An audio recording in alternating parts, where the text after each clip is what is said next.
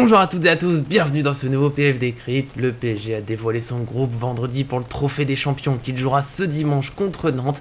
C'est l'occasion pour nous de faire un point sur l'effectif avec les joueurs mis de côté, les recrues dont on a peut-être besoin et les autres besoins de l'effectif parisien, notamment du côté des départs. Et pour faire ce grand tour sur le groupe du PSG, je suis avec l'inépuisable Arthur. Est-ce que tout va bien? Salut, bah écoute, ouais, ça va, ça y est, ça se rapproche là. Hein, c'est demain. Voilà, c'est enfin là. Mois de juillet difficile. Ouais, c'est long quand il n'y a pas de match, mais bon, les matchs arrivent. Je sais que tu as été malade ces derniers jours et je sais que ce match officiel qui arrive, ça suffit pour te guérir, évidemment. De toute façon, rien ne peut abattre Arthur, c'est l'inépuisable, il est toujours là. Et c'est donc avec lui que je vais faire le point sur cet effectif parisien avant de démarrer ça. N'oubliez pas, bien sûr, le petit j'aime sur la vidéo pour nous soutenir. Il y en a beaucoup en ce moment, ça fait du bien, ça donne encore plus de force pour continuer. Et puis, bien sûr, abonnez-vous en activant la cloche pour ne rien manquer de l'actualité du PSG. C'est parti pour ce point sur l'effectif parisien avec sur l'image que vous avez vu apparaître à côté de nous des petits codes couleurs. Les joueurs en blanc sont les joueurs qui devraient rester normalement au PSG et bien faire partie du groupe de Christophe Galtier. Ceux qui sont en haut, on va dire, pour leur poste sont les titulaires, on va dire Nuno Mendes à gauche par exemple et peut-être plutôt le titulaire même si on va reparler de ce genre de détails. En orange, c'est les joueurs plutôt évoqués sur le départ dans les rumeurs. Il y a des rumeurs d'un intérêt, de négociation, mais c'est pas encore fait. Il n'y a rien de très clair. En rouge, c'est les joueurs, on est sûr qu'ils vont partir. Ils sont plus dans le groupe et c'est notamment pour ça qu'on a fait le point aujourd'hui. Ils sont pas dans le groupe pour ce trophée des champions. Ils se sont entraînés à l'écart. Le message est clair. Ils sont poussés vers la sortie. Et en bleu, les recrues les plus proches évoquées dernièrement. Vous voyez déjà c'est Skriniar et Renato Sanchez. On verra exactement ce qu'on peut espérer. Si c'est les seuls, ça bien sûr, c'est ce qu'on va faire dans ce point. Et pour l'instant, on va commencer un poste par poste. Je commence, on va dire, peut-être par le plus évident. On va faire déjà de toute façon aussi du bas vers le haut. Et le plus évident, je pense que c'est le poste de gardien, puisque la hiérarchie a été assez clairement affirmée par Galtier. Donnarumma numéro 1, Navas numéro 2, et Rico qui doit partir. Pour l'instant, il n'y a que des rumeurs, mais ça serait quand même le plus logique. Numéro 3, on s'attend que ce soit Le Tellier ou des jeunes à la limite si c'est nécessaire. Mais c'est vrai que Rico, il y a quand même assez peu de rumeurs, donc peut-être qu'éventuellement, il va rester, ça serait, je pense, dommage. Ils vont essayer de trouver un transfert, un prêt. Donc voilà, je pense que pour ce poste, le PSG est bien armé. Donnarumma, il y a quelques doutes parce qu'il a fait quelques bêtises, quelques incertitudes, mais globalement, c'est quand même un gardien de très haut niveau. Il n'a pas gagné l'Euro au hasard, il n'a pas fait son début de carrière au hasard. Il faut peut-être simplement qu'il trouve de la confiance, de la régularité. Et puis Navas, numéro 2, je pense que c'est dur d'avoir un meilleur numéro 2 pour cette saison dans tous les gardiens disponibles actuellement. Le tout, je pense que c'est peut-être la difficulté pour Galtier et le staff, c'est qu'il accepte ce rôle, qu'il le vise bien, parce que ça a été compliqué quand il était au Real Madrid, il a voulu partir. Est-ce qu'à Paris, il peut passer une très belle saison? Je lui fais confiance pour donner ce maximum quand il sera là. Après, ça peut quand même le perturber. Écoute, les gardiens, c'est compliqué parce que la liste, on l'a arrêté à 3 noms, mais tu l'as dit, il y a Le Tellier, il y a les jeunes, Rico plutôt un départ envisagé, étant donné que ça serait quand même fou que Sergio Rico soit le 3e gardien du PSG. Déjà que Navas, 2e gardien du PSG, c'est assez incroyable aussi. Du coup, ouais, c'est un poste un peu compliqué. On sait qu'il n'y aura pas de concurrence comme l'année dernière, mais que Galtier s'offre le droit aussi de changer si vraiment ça va pas. Donc bon, quand même de la pression sur le numéro 1, Donnarumma. Je sais pas s'il lui en faut, parce qu'on a vu qu'il la gérait pas toujours super bien. Après, bon, il a été choisi parce qu'il est jeune, il incarne plutôt l'avenir, et aussi parce que le PSG a cette envie de jouer et de presser haut. Et effectivement, dans le dos des défenseurs, Donnarumma joue peut-être un peu plus haut que Navas. Voilà, c'est une petite explication. Après voilà, pour les gardiens, comme tu l'as dit, voilà, il n'y a pas grand chose à dire, il y a une hiérarchie claire, donc pour l'instant ça bouge pas. Le 3e gardien sera peut-être Le Tellier en fonction des joueurs inscrits en Ligue des Champions, on sait qu'il faut des joueurs formés en France aussi. Donc Rico pourrait presque même sauter, c'est pour ça qu'il est en orange, parce qu'une porte de sortie va lui être trouvée, que ça soit en fin août, fin de mercato, c'est sûr. Je le vois pas rester ici. Ouais, ça serait surprenant, on va dire, que Rico reste. Voilà, je pense que pour les gardiens, on a globalement fait le tour. Voilà, comme je l'ai dit au début, il n'y a pas beaucoup d'incertitudes. Je pense que le PSG est armé, il n'y a pas besoin de recruter. Il faut simplement, entre guillemets, trouver la porte de sortie de Rico. Le souci, c'est de la trouver. Voilà, son prêt l'année dernière n'a pas été particulièrement fructueux. Donc c'est encore une de ces difficultés, on la connaît. Pour cet été au PSG, c'est de réussir à vendre. Et je pense qu'on peut passer du côté des défenseurs centraux. Et là, je suis gentil, je te laisse commencer à les présenter. Écoute, ouais, j'ai mis donc cette défense à 3, sachant que bah, du coup on a 5 défenseurs de métier qui ont été emmenés en tournée, hein, plus Mhm. Danilo qui semble-t-il va jouer défenseur cette saison. Il n'a pas du tout joué au milieu, il a plutôt joué défenseur. Voilà, donc ils sont 6 pour l'instant, donc tu l'as dit, il y a des joueurs qui sont plutôt sur le départ. Kerrer qui était voilà, écarté du groupe pour le Trophée des Champions, Diallo qui est dans le groupe, hein.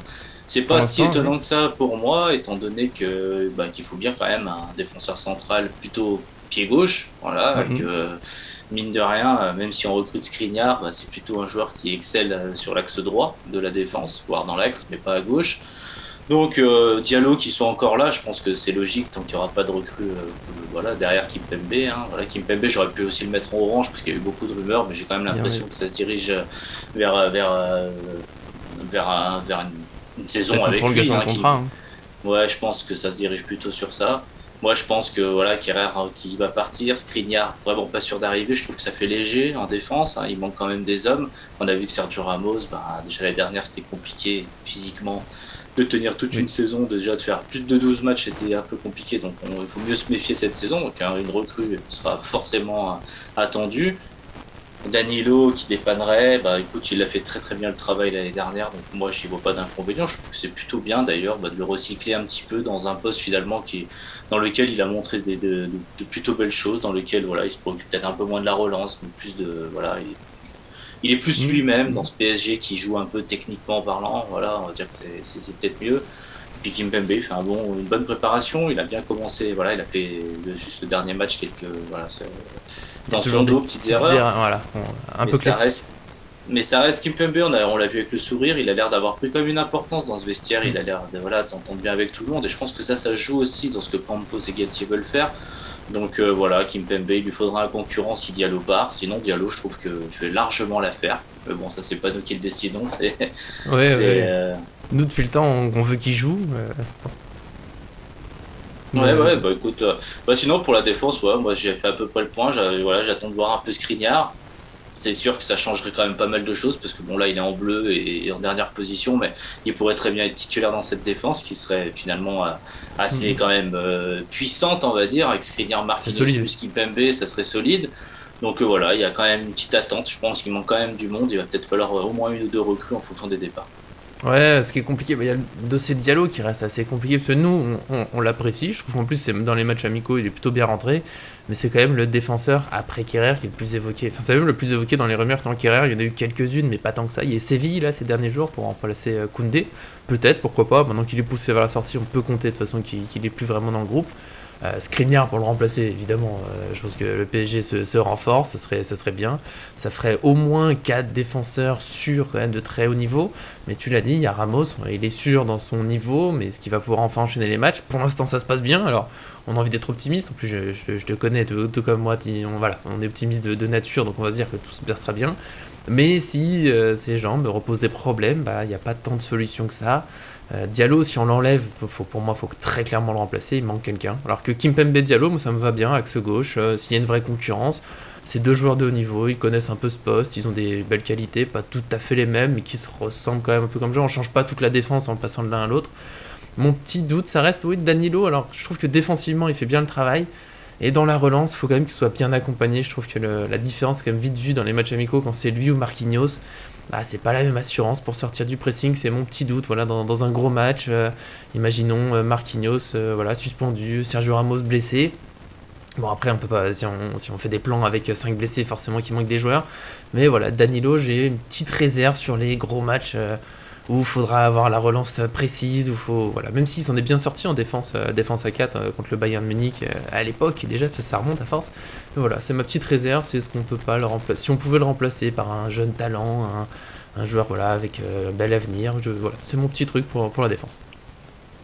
Ouais, après, je trouve que la défense, c'est pas évident, parce qu'après, Sergio Ramos peut basculer à gauche aussi, soit en Mm. titulaire, soit en remplaçant de Kimpembe. Je veux dire, Ramos, il a les qualités. Je pense que Marquinhos a les qualités aussi pour jouer à gauche, il n'y a pas de souci dans l'axe gauche.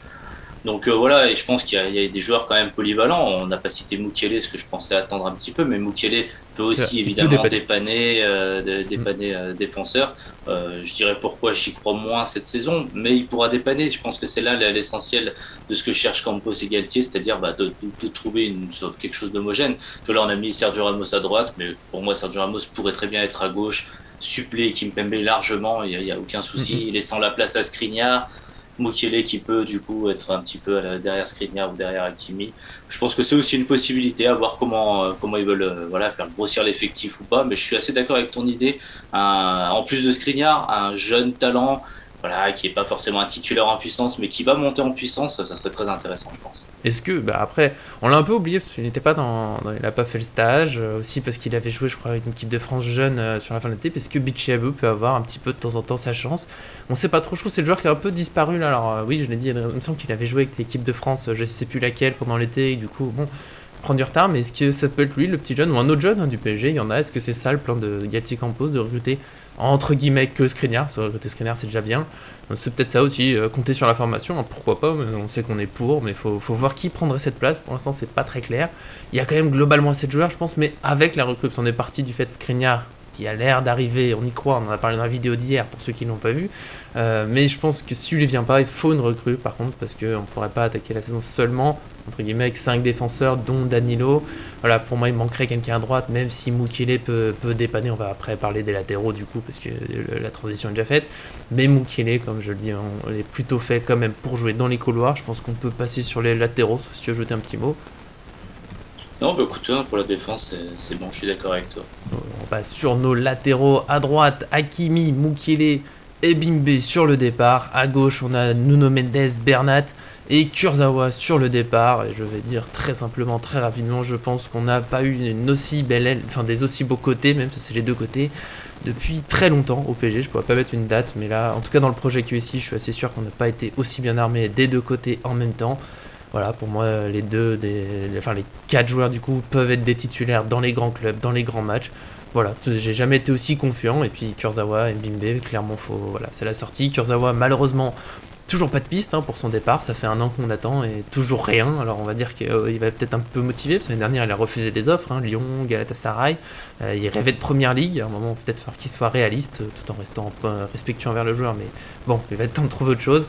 Et Bimbe, là, on l'a mis latéral, parce que c'est là qu'il a joué la préparation. Mais à la base, il a joué aussi milieu relayeur, plutôt pour l'instant dans son début de carrière. Mais clairement, je pense que il n'aura pas de temps de jeu. Je pense pas qu'il va y rester pour jouer quelques matchs de temps en temps. Il y a des petits jeunes qui peuvent prendre la place s'il faut dépanner. Donc, ou peut-être d'autres joueurs. Je sais pas trop là, dans ceux qu'on a écrit, qui pourrait jouer à droite si nécessaire. Mais bon, globalement, on est armé. Je pense que là-dessus, on pourra aller assez vite. Sauf si, bizarrement, tu n'es pas d'accord et que tu veux jeter Hakimi hors du terrain. Non, écoute, après, juste la petite précision, j'ai mis Nuno Mendes en haut, c'est plutôt une indication de Christophe Galtier, c'est évidemment Bernat largement à sa place pour être numéro 1. J'ai un peu plus de doutes sur le fait que Mukiele puisse être numéro 1 devant Hakimi pour l'instant. Pour moi, Nuno Mendes, Bernat à gauche, c'est pas que ça se vaut, mais il y a la fougue de la jeunesse, il y a Bernat l'expérience et la technique, Mais bon, on va dire que les deux peuvent être titulaires, ça me choquerait pas. À droite, je pense qu'Hakimi est le numéro 1, Mukiele est numéro 2, avec ce côté polyvalent, mais sinon rien d'autre à dire. Kurzawa, il va continuer d'essayer de rester, a priori c'est un nouveau, comme le disait Didier Roustan, c'est un petit peu le délire. Et Dina et Bimbe, écoute, oui, je l'ai mis à droite, parce qu'évidemment, il a joué à droite, donc je pense qu'avec Galtier il faut se fier un petit peu à ses indications. Il essaye pas de nous tromper ou on va passer au milieu de terrain juste après et on va voir tous les noms qu'il y a et on comprend pourquoi Bimbe est pas utilisé au milieu de terrain, déjà parce qu'il y a beaucoup trop de joueurs pour seulement 2 places dans ce système. Donc et Bimbe après vraisemblablement partir. Je pense qu'il veut du temps de jeu et je le vois pas passer une saison numéro 3 quoi. Oui, non, puis il a joué à droite aussi, parce qu'il n'y avait pas Mukiele, donc il a joué là, au moins il a pu se montrer un peu, je trouve, sans être au niveau d'un Hakimi ou Mukiele, mais il n'a pas été inintéressant. Après, de toute façon, je pense que Mbimbe, globalement, il est, faut le dire, il n'a pas particulièrement sa place dans un PSG qui veut gagner des champions, c'est un bon joueur, mais je pense que la marche est un peu trop haute, peut-être juste pour l'instant, je vous souhaite de progresser, de passer un palier, de gagner avec des champions un jour, mais avec grand plaisir, certainement pas à Paris, donc c'est un départ, mais au moins les ailes du PSG sont comblées, je pense que là on est d'accord, pas besoin de recrutement, les départs, on les connaît déjà à peu près, on va donc pouvoir passer Au milieu de terrain, alors là je te laisse commencer à faire un peu le tri, on compte un peu Renato Sanches, parce qu'il est dans la partie un peu au-dessus, mais il peut jouer dans les deux, donc on va le mettre dedans. Voilà, pour l'instant il y a du monde, faut faire un peu de tri, je te laisse commencer. Ouais, bah écoute, il y a tellement de milieux de terrain que j'ai eu toutes les grandes difficultés de les mettre, de les aligner. Après, D'ailleurs, il voilà, n'y a pas j'essaie Rafinha, aussi de... on va le souligner, il n'y a pas Rafinha, mais au bout d'un moment ça faisait beaucoup, on l'a pas vu depuis un an, voilà. Il est plus là. Ouais, Rafinha, c'est vrai qu'il est un peu sorti de la tête. Puis lui, c'est vraiment le joueur qu'on ne voit pas même pas gratter du temps de jeu. C'est voilà, il est hors de la liste, c'est fini. Donc voilà, il n'y a pas Rafinha. Il y a en milieu, on va dire défensif. Enfin, comment dire, dans les deux de milieu, il y a que Herrera qui est pour l'instant partant, quasiment sûr. Il n'est pas dans le groupe. Après, on pourrait citer Wijnaldum et Draxler, même si selon moi, c'est des joueurs qui auraient vocation pour jouer un petit peu plus haut. Donc voilà, il reste quand même, comme tu l'as dit, Verratti, Vitinha qui semble être la paire titulaire, Zahir Emery qui semble être le jeune qui va se démarquer cette saison. Voilà, quand il y aura un petit peu de place. Paredes, Gay, qu'on annonce partant, la Juventus, la AS Rome, West Ham, Everton. Voilà, c'est Everton. Je sais plus tous les clubs qui sont passés depuis quelques mois, en tout cas pour les deux joueurs. Mais il y en a eu beaucoup, mais pour l'instant, les deux sont là. Paredes, j'ai toujours cette impression qu'il ne veut pas partir et je ne sais pas pourquoi. Et puis bon, il a fait partie de la tournée, il est encore dans le groupe, il est apprécié. Est-ce que Galtier et Luis Campos ont changé d'avis sur lui aussi? On ne sait pas trop, il y a peut-être des petites choses comme ça en interne qui se passent. Idrissa Gueye, on l'a vu, quand il est sur le terrain, voilà, niveau créativité, c'est quand même moins bien que Verratti, Vitinha. Donc mais de voilà, côté, c'est un autre profil aussi. C'est un autre profil aussi, je suis assez d'accord. Et c'est vrai que si Gay n'est pas là, on n'a plus ce profil-là. Donc ça serait pas non plus fou que Galtier et Luis Campos décident de garder Idrissa Gueye, c'est clair. Puis tu l'as dit, on va le remettre tout de suite dans... Voilà, Renato Sanches, c'est un peu comme Mukiele, je l'ai mis en 10 derrière Messi. Mais bon, c'est comme Mukiele, c'est le PSG s'arme de joueurs très polyvalents. On l'a vu jouer à droite avec Lille. Il peut jouer, comme tu l'as dit, dans le milieu à 2. Il peut jouer largement numéro 10, 9,5, j'en suis sûr. Il a vraiment beaucoup de qualité. Hein, on va dire, s'il n'est pas blessé, Renato Sanches, ça reste un sacré joueur. Donc voilà, je l'ai mis plus haut, mais voilà, encore une fois, il peut très bien être dans le milieu à 2. Ce qui fait quand même beaucoup de monde, puisque hormis Herrera, Wijnaldum, Draxler, il reste quand même 1, 2, 3, 4, 5, 6 joueurs pour 2 places. C'est beaucoup. En sachant avec Danilo qui peut remonter si... Avec Danilo qui est un milieu de terrain, ça c'est clair, net et précis. Puis on l'a dit, voilà, il y a Herrera et il y a aussi Ebimbe qui normalement c'est son poste. Donc pour moi, il y a beaucoup trop de joueurs. Il manque sûrement un Seko Fofana. Je pense que c'est... En plus de Sanchez ou... En fait, Renato Sanches, j'aurais imaginé être pris quoi qu'il arrive parce que pour sa polyvalence, le jeu numéro 10, le jeu un peu plus haut, potentiellement dépanné sur un côté, dans un 4-3-3, dans un 4-4-2. Enfin, voilà, je pense qu'il est très très polyvalent. Mais il manque, je pense, faire partir Gay et prendre un Seko Fofana. Je pense que ça aurait été la bonne idée de ce mercato. Voilà, sans forcément le rajouter à la liste, mais plutôt voilà, dans une forme de... Il y en a un qui part, un qui arrive. Je pense que Seko Fofana, il avait largement sa place pour jouer ce rôle que Gay va jouer, ou le rôle que Danilo pourrait jouer, mais moi j'y crois plus à Danilo en milieu de terrain. Je préfère que ce soit en défense. Avec Galtier. Voilà. Ouais, voilà. Après, c'est vrai que le milieu, disons s'il y a Sanchez qui arrive, je pense qu'il faudrait un départ entre Paredes et Gay, peut-être pas les deux, parce que ça fait du monde et en même temps on sait que ça va vite, Verratti, les blessures, les suspensions, on sait jamais. Paredes, Gay, mine de rien, quelques fragilités aussi, vraiment. Renato Sanches, alors il a l'avantage de la polyvalence, mais il a le défaut des blessures. Mais je vois pas garder tout ce monde, bon moins Herrera qui doit partir, ça fait peut-être beaucoup, j'ai envie que Zahir Emery ait de la place aussi pour de vrai, parce qu'il a montré des qualités. Fofana en plus, là pour moi on pourrait faire partir par exemple Paredes et Gay, après ça dépend de la place exacte de Renato Sanches. C'est peut-être le poste le moins clair, je trouve le milieu de terrain, parce que ça dépend encore beaucoup arrivée, départ, tu l'as dit, Paredes, Gay, il y a beaucoup de rumeurs, et en même temps aucun des deux a confirmé vouloir partir, Paredes a même plutôt de la place dans la tournée, c'est lui qui avait commencé le premier match amical. Il a joué là dès qu'il est revenu de blessure, donc je suis pas sûr que Galtier veuille s'en séparer. Et Gay, le problème, oui, il est un peu moins technique, c'est un autre profil, donc voilà, c'est un peu flou. Je pense que Renato Sanches va arriver, que ça fera du bien. Après, voilà, est-ce que Fofana, est-ce qu'un autre milieu, c'est possible? Je pense que là, c'est un peu la combinaison de faudrait des départs, mais en même temps, pour qu'ils viennent, il faut aussi que l'arrivée soit sûre. Ça va peut-être le plus flou, je sais pas si tu veux rajouter un petit mot sur ce milieu de terrain. Oui, il faut voir ça comme ça. Wijnaldum est en train de partir et Renato Sanches va arriver, probablement. Donc je pense que oui, pour un Seko Fofana, il faudrait, comme tu l'as dit, 1 ou 2 autres départs. Donc, voilà. Oui.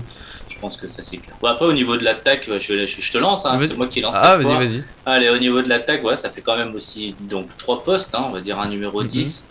qui est capable d'être joué par Neymar, par Sarabia, par Messi. Donc là, Sarabia et Neymar, je les ai mis devant parce que Messi semble être le titulaire en 10 pour l'instant pour Galtier. Donc Neymar plutôt devant, Sarabia, on l'a vu, il a joué en 10 quand les deux autres sont pas là, etc. Mbappé peut jouer plus bas. Voilà, c'est quand même une attaque très polyvalente, capable de beaucoup bouger sur le front de l'attaque. J'ai mis Kalimundo et Icardi en jaune.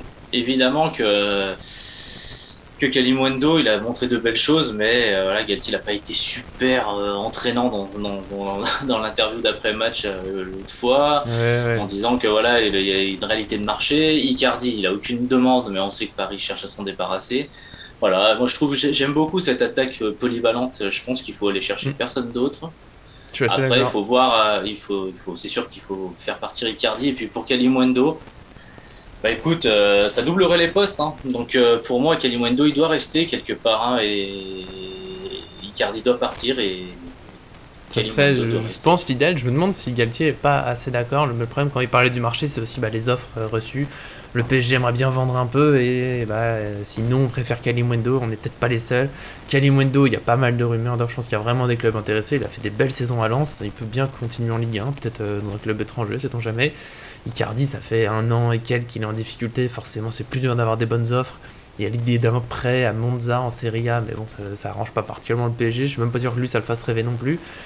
Donc ça va peut-être dur de s'en débarrasser. Après, s'il reste, c'est pas non plus. Si on a réussi le PSG, encore une fois, arrive à le relancer, ça reste un grand buteur, mais forcément, il y a des petits doutes. Et puis, il est pas dans le même profil que les autres. Alors peut-être que c'est comme Gay, peut-être que c'est mieux, du coup, d'avoir ce buteur, mais en même temps, tu l'as dit, les autres sont très polyvalents. On peut changer à peu près n'importe qui, n'importe quelle place. Ça marche aussi, c'est une façon de se défendre, entre guillemets, je trouve, contre les absences. Hein. On va dire que Messi est suspendu. Bon, Neymar peut passer en 10. Et puis, si Neymar il est blessé, on met Sarabia en 10. On commence avec Mbappé et Ekitike devant. Et c'est déjà pas si mal. Il y a Kalimundo, je pense qu'il peut avoir son mot à dire. J'ai beaucoup aimé encore ces matchs amicaux. C'est un joueur que j'aime à peu près depuis le début, depuis ses débuts au PSG. J'ai envie de le voir s'imposer à Paris. J'espère qu'il aura sa chance, mais je suis d'accord avec toi, il n'y a pas forcément besoin de recruter. Il y a du beau monde. Il y a encore en plus quelques jeunes, sait-on jamais, dans les Titi, toujours, j'aime bien qu'ils aient un peu de place. Je pense, voilà, après avoir fait tout ça, je te laisserai bien sûr répondre à tout, si le PSG doit faire maintenant les folies, c'est aussi les noms qu'on a en bleu, il y a une logique. Un défenseur en plus, pour moi c'est absolument nécessaire, et un milieu, il faut. Et si le PSG veut faire une folie en plus, on va dire, aller chercher un gros recrutement en ayant vendu Kalimundo ou Icardi, et puis Paredes, Gay, s'il arrive à faire un peu ses ventes, pour moi c'est un autre milieu pour être vraiment très bien armé. Parce que quand même Verratti, Vitinha, si on doit passer à Gay ou Paredes, c'est des bons joueurs, mais c'est en dessous. Et j'aime moins cette idée que s'il y a des absents, on est vraiment affaibli, alors que l'attaque... Alors oui, Mbappé, Ekitike, c'est pas Mbappé, mais on peut pas avoir des joueurs au niveau de Mbappé partout, parce que Mbappé est trop particulier, Messi aussi, mais quand même, je trouve que ça reste solide. Si tu me dis qu'on doit démarrer un match de Ligue des Champions avec Ekitike, Sarabia et Messi, je râlerai pas, je me dis qu'on a de chances de gagner. Donc voilà, pour moi, on en est là, il faut un milieu, il faut un défenseur, et s'il doit y avoir une folie, c'est au milieu. Ouais, je suis d'accord avec toi, quand on regarde l'effectif, c'est ça, un défenseur, c'est sûr, il manque quelqu'un, en tout cas voilà, avec les départs qui se profilent, voilà, et Danilo qui est pas un vrai défenseur. Milieu de terrain, je suis complètement d'accord, il faudrait au moins 4 joueurs, pas d'un niveau équivalent, mais 4 joueurs qui soient dans l'esprit de Christophe Galtier, de ce qu'il veut proposer. Or, Paredes, Gay, Verratti, Vitinha, c'est pas la même chose, c'est pas les mêmes doublettes. Alors peut-être si on les mixe tous les deux, ça serait intéressant, mais du coup ça serait se passer de cette créativité d'un des deux, justement, c'est des 2V, comme on va les finir par les appeler. Et après, au niveau offensif, Icardi, c'est le seul attaquant. C'est le seul numéro 9, le pur et dur de l'équipe. Mais quelque part, on va pas... Même si je suis plutôt pour qu'une équipe joue avec un vrai numéro 9, ou en tout cas possède un vrai numéro 9, on a quand même Neymar, c'est un sacré buteur quand même, si on regarde sur sa carrière. Sarabia aussi, Mbappé aussi, Ekitike aussi, Kalimundo monte en puissance, et Messi a marqué plus de 700 buts en carrière, 800 buts. Donc, à mon avis, il n'y a aucun souci pour marquer des buts. Oui, puis on a vu dans les matchs amicaux, moi j'ai été rassuré sur ce point notamment, c'est que ces joueurs, même si c'est pas des purs buteurs, là enfin ils occupent la surface, dont on a beaucoup parlé l'année dernière avec des joueurs en position de centre, personne à la surface, ils en sont capables. Sarabia, mine de rien, je trouve qu'il il aime bien se déplacer à la surface, des bons appels. Donc voilà, nous pour notre point sur l'effectif parisien, je vous laisserai bien sûr dire dans les commentaires si vous êtes d'accord ou non, si vous voyez d'autres recrues possibles, s'il y a des joueurs que nous, mes titulaires, vous en voulez pas, voilà, nous on est ouverts comme d'habitude, ça nous fait plaisir d'échanger avec vous. On se retrouvera en tout cas très vite dans une nouvelle vidéo, puisque demain il y a ce PSG Nantes, donc c'est le retour des bonnes habitudes, équipe parisienne et pronostic 8-0 du côté d'Arthur, je vous l'annonce, c'est parti bien sûr, abonnez-vous pour être sûr d'en manquer, et puis pour aujourd'hui, merci à Arthur d'être venu pour ce grand point sur l'effectif parisien. Écoute, merci à toi, c'est une belle première. Ouais, c'était, voilà, on se peaufine, on y arrive, et puis bien sûr, on continue d'avancer avec vous. Merci à tous de nous suivre, et à très bientôt sur cette chaîne.